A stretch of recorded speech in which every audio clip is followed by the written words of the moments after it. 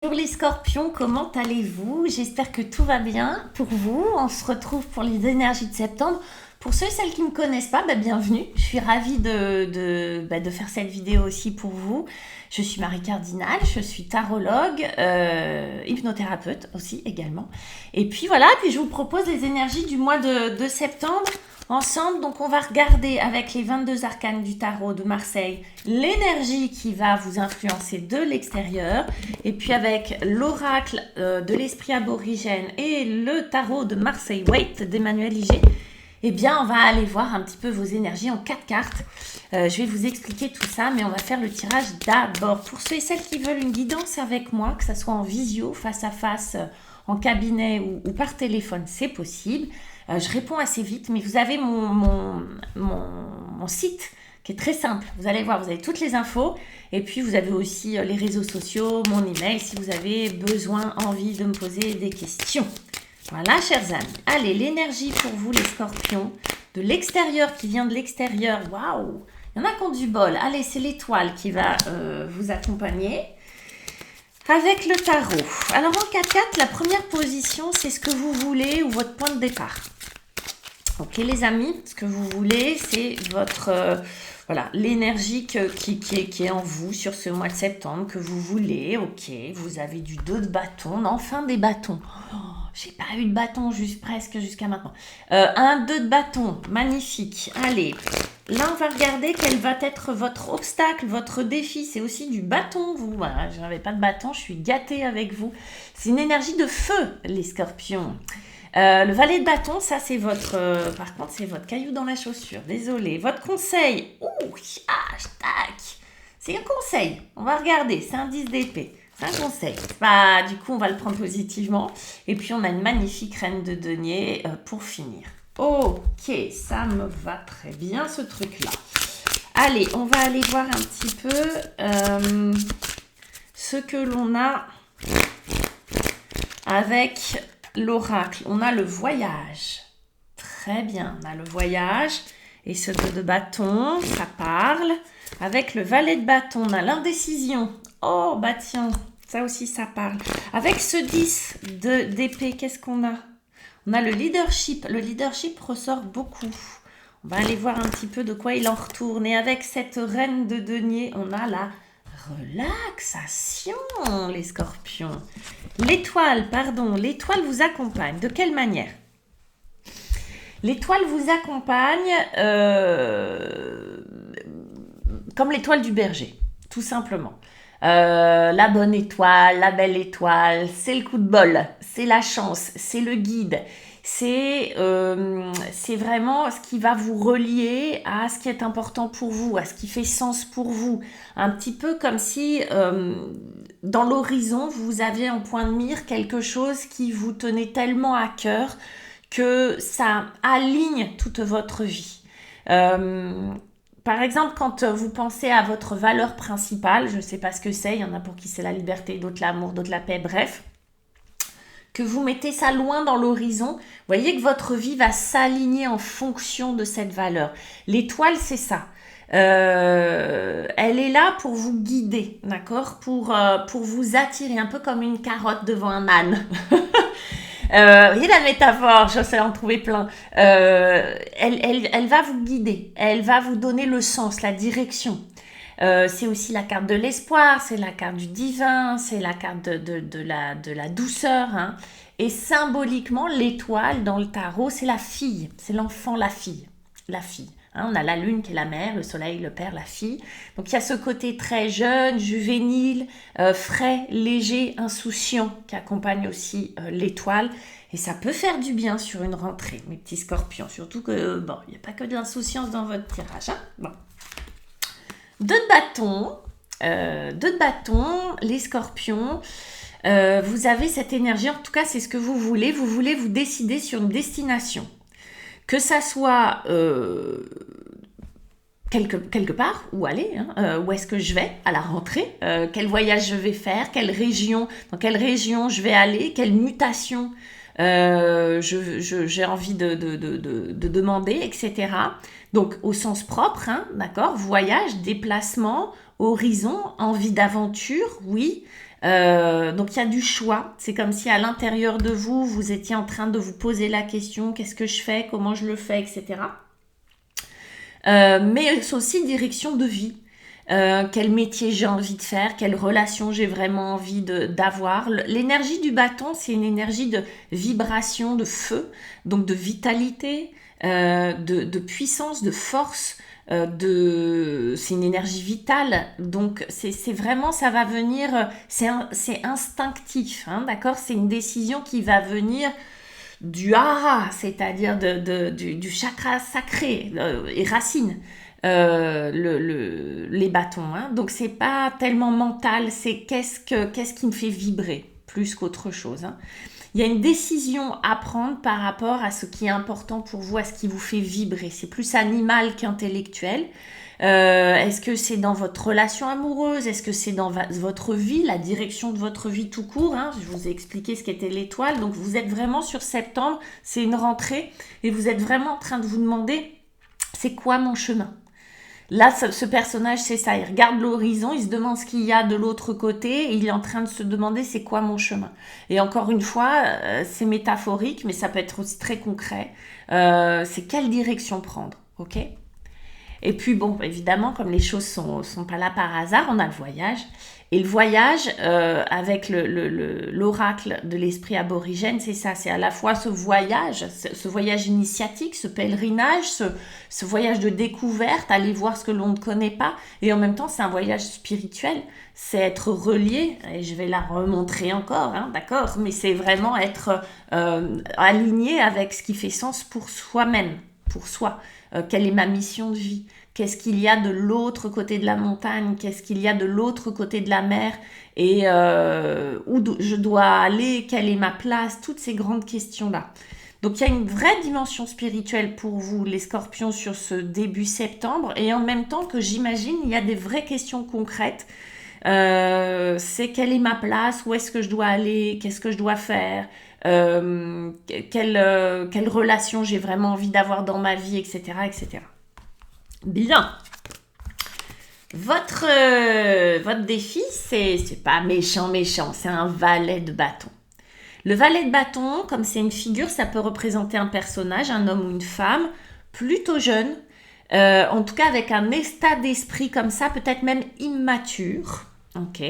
Quelqu'un d'immature à vos côtés ou dans votre vie professionnelle qui entrave le processus qui est de dire allez on y va Inch'Allah, vous voyez, soit qui vous fatigue, soit qui vous pompe de l'énergie, soit qui vous freine, qui vous décourage, qui vous entrave, d'accord, vraiment c'est ça, qui vous met des bâtons dans les roues. J'avais pas envie de la faire, mais je la fais. Qui vous met son bâton dans les roues. Ça peut être ça. Donc ça peut être un personnage qui incarne ça. Mais on sait que l'extérieur est une fractale de ce que l'on vit dedans, enfin là, souvent. Et par conséquent, qu'est-ce que vous avez fait de votre valet de bâton? En quoi ce valet de bâton vous embête à l'intérieur? Le valet de bâton, il est censé vous dire allez, on y va. Le valet, c'est un nouveau départ. Un valet de bâton, c'est quelqu'un de curieux. C'est justement quelqu'un qui a envie d'aller voir de l'autre côté de l'océan, de l'autre côté de la montagne. C'est quelqu'un qui n'a pas peur de se dire « Allez, on verra bien ». Parce qu'il est jeune, parce qu'il a envie de bouger. Vous savez, comme quand on a 18-20 ans et qu'on veut découvrir le monde, ou qu'on fait des expériences nouvelles, ou que, voilà, on a notre indépendance et que, voilà, c'est lui. Et lui, vous avez besoin de le retrouver. Parce qu'il est un peu paumé, là. En fait, lui, il pourrait avoir peur d'avancer. Il pourrait se dire, non, mais quand même, changer de boulot, tu sais pas ce que tu vas retrouver. Oui, non, mais quand même, quitter Jean-Paul, tu sais pas ce que tu vas retrouver. Oui, non, mais quand même, de l'autre côté de la montagne, ça se trouve, il fait froid. Voilà. Non, le valet de bâton, lui, il est censé dire, allez, on y va. On y va, on va découvrir le monde est grand, le monde est vaste, le monde est beau. Moi, je suis curieux, j'ai envie d'aller voir, j'ai envie de découvrir. C'est ça, normalement, le valet de bâton. Là, il est un peu entravé parce qu'il y a de l'indécision. Et cette indécision, bah oui, elle vient de quoi? Elle vient certainement de peur. Elle vient aussi peut-être d'une fatigue. Elle vient peut-être d'une angoisse. On va aller voir. Mais cette indécision, à la fois, elle vous entrave pour actionner, pour avancer. mais elle a une bonne raison d'être là. Ce valet de bâton qui est un petit peu contrarié, que vous devez retrouver à l'intérieur de vous, il a une bonne raison d'être dans cette posture-là. Qu'est-ce qui fait qu'on a perdu ce truc-là, ou qu'on a un peu peur, ou qu'on est un peu verrouillé, coincé? C'est un 10 d'épée qui nous donne la solution.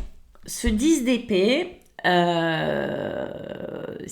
voyez, il est transpercé, il est HS, là à mon avis il est dead. Ce 10 d'épée nous parle de quoi? Il nous parle d'une fin de cycle, parce qu'on est un 10, il est là en conseil, il n'est pas là pour vous dire attention, vous allez mourir, pas du tout les scorpions. C'est juste qu'il y a un endroit de votre vie qui a été surmené, qui a été sursollicité. Moi je pense que c'est mental, ce sont des épées, ça se passe souvent comme ça. On a peur, on a une émotion, on a beaucoup de travail, on a un surmenage, et boum, boum, boum, boum. Et on a notre mental qui s'active et tout d'un coup, on devient... on dort plus, on bouffe plus, quelqu'un vous quitte, ou on se sent abandonné, et bam, bam, bam, et on est surmené. Et le mental est tellement fort, tellement présent, parce qu'il est là pour sécuriser. Il est tellement présent qu'au bout d'un moment, on n'en peut plus. Donc je pense que vous avez été surmené ou très fatigué, c'est la rentrée. Sans doute vous avez pris des vacances, peut-être que pour certains scorpions c'est pas assez, ou peut-être que ça c'est des vieilles, des vieux trucs, j'allais dire, des vieilles émotions, des émotions anciennes, voilà c'est mieux, qui ressurgissent. Elles ressurgissent pas pour vous embêter, elles ressurgissent pour être dépassées, pour partir. Moi je pense que vous êtes au bout d'un chemin, que vous avez vraiment besoin d'air, que vous avez vraiment besoin de renouvellement, et que ça, c'est en train de vous dire, rappelle-toi, tu t'es pris un mur, on va pas s'en prendre deux. Voilà, que ça soit au niveau de la santé, que ça soit... Voilà, pas un deuxième mur. Et ce 10 d'épée, il est utile pour ça, c'est un garde-fou. C'est pas pour vous embêter, c'est pas que vous allez être épuisé, c'est pas tout ça, c'est juste pour vous remémorer que dans le passé, vous avez peut-être fait un burn-out. Dans le passé, vous avez peut-être eu accumulé des problèmes de santé, des problèmes psy, etc., émotionnels. Donc, c'est juste un garde-fou pour vous dire, attends, on va pas recommencer. Hein? On va décider de sa vie. Le leadership, c'est ça. C'est décider, c'est prendre la décision. C'est être relié à sa belle étoile. Et quand on est aligné, relié, on a cette confiance. Et quand on a cette confiance, cette foi, on va dire, c'est beaucoup plus facile de driver à la fois sa vie, mais aussi driver les autres. Alors, sans vouloir être tyrannique avec les autres, c'est pas ça. Mais de savoir ce que l'on veut par rapport à soi et par rapport aux autres. Ok, toi, je te garde dans mon entourage. Toi, je te banne. Toi, je te garde, toi, je te banne. Toi, je te like, toi, je te banne. Vous voyez, c'est ça. C'est le leadership, c'est je décide. Je prends des décisions qui vont être bonnes pour moi, qui sont prises avec la tête, le cœur, le corps. Je suis alignée, ok? Mais pour ça, on a besoin de se rappeler les erreurs du passé. Parfois, c'était de notre faute, parfois, c'est vraiment des coups de pas de chance, des fois, c'est une accumulation des deux. Mais l'idée, c'est de se trouver au bon endroit, au bon moment. Avec l'étoile, c'est plus facile de faire ça. Se retrouver au bon endroit, au bon moment. Moi, lui, s'il avait du mal à émerger, s'il crée de l'indécision à l'intérieur, c'est parce qu'il se rappelait ça et que ça lui faisait peur, d'accord? Et qu'il a peur de se tromper. Le valet de bâton, là, il a besoin de revenir, il va revenir, mais il a peur de se planter. Il a peur de faire le petit chien fou et de partir à l'aventure et de se prendre une peau de banane, vous voyez? Là, il avait tellement peur de se tromper que... Parce qu'il s'est trompé, ou il a eu l'impression de se tromper. En tout cas, il a souffert. Du coup, il est là, il retient les chevaux. Mais c'est trouver cet équilibre entre la peur et le côté, ok, on va pas recommencer les mêmes erreurs, et puis aussi cette liberté de pouvoir être curieux, pouvoir suivre sa direction, ce qui fait sens pour nous, la foi à la foi intérieure. Ok? Ça nous donne quoi? Ça nous fait passer par la case reine de denier. Et la reine de denier, Et je pense que ce 10 d'épée, il est vraiment utile. Et ce leadership aussi, c'est je vais penser à moi d'abord. Oh, ben voilà ce dont vous avez besoin les scorpions. Je vais prendre soin de moi. La reine de denier, dans le concret, elle est vraiment là pour prendre soin des corps, soin de l'âme, du cœur et du corps. La reine de denier, c'est une maman, c'est une mère. Alors effectivement, ça peut être quelqu'un dans votre entourage qui joue ce rôle, homme ou femme, mais qui prend soin de vous.